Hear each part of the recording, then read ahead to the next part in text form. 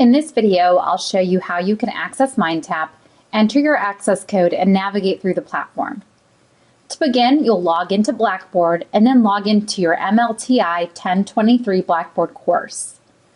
Once you log in, navigate to the content area where your instructor has added MindTap. To open MindTap, you'll click the link. You may receive an acknowledgement page that lets you know that you're about to access MindTap from within Blackboard. You can choose to not show the message again by clicking this checkbox. Click Launch.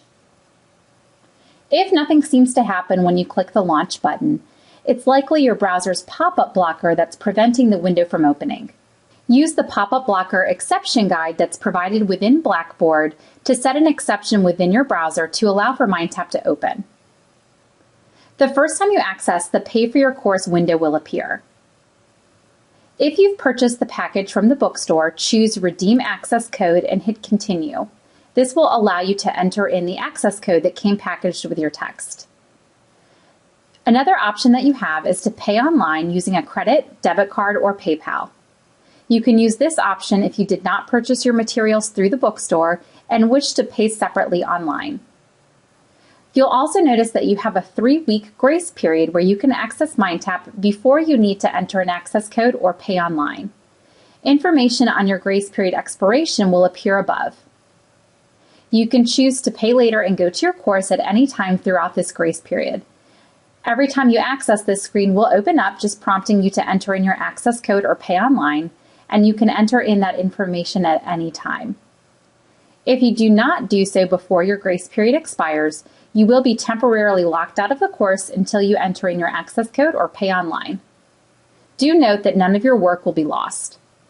I'm going to redeem an access code and hit Continue. The Enter Access Code window will open. Enter your access code exactly. Click Submit. The MindTap Service Agreement will open. Read through and scroll to the bottom and select Accept.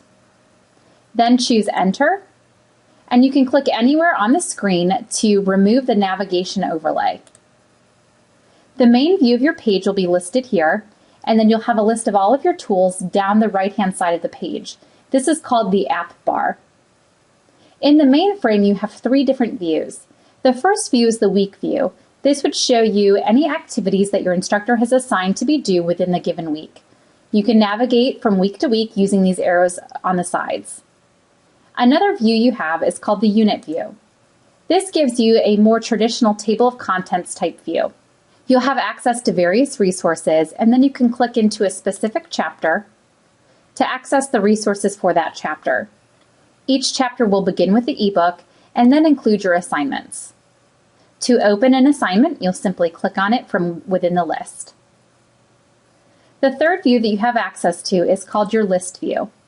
This will show you a simple list of all of your activities organized by chapter. You can open an activity by simply clicking the link from the list. In the top right-hand corner of your page, you'll see your name listed. You can click on this menu to open up a system check. This will do a quick check on your system to make sure that your browser and plugins are up to date to run MindTap successfully. Within this menu, you also have a link to customer support. If you're experiencing any issues as you're working through MindTap, you can click the customer support link and create a technical support ticket. After you create the ticket, you'll be given a phone number should you wish to talk live with one of our agents, a link to start a 24/7 live chat session, or you could choose to communicate via email. Notice within this menu, you also have access to a Getting Started tutorial.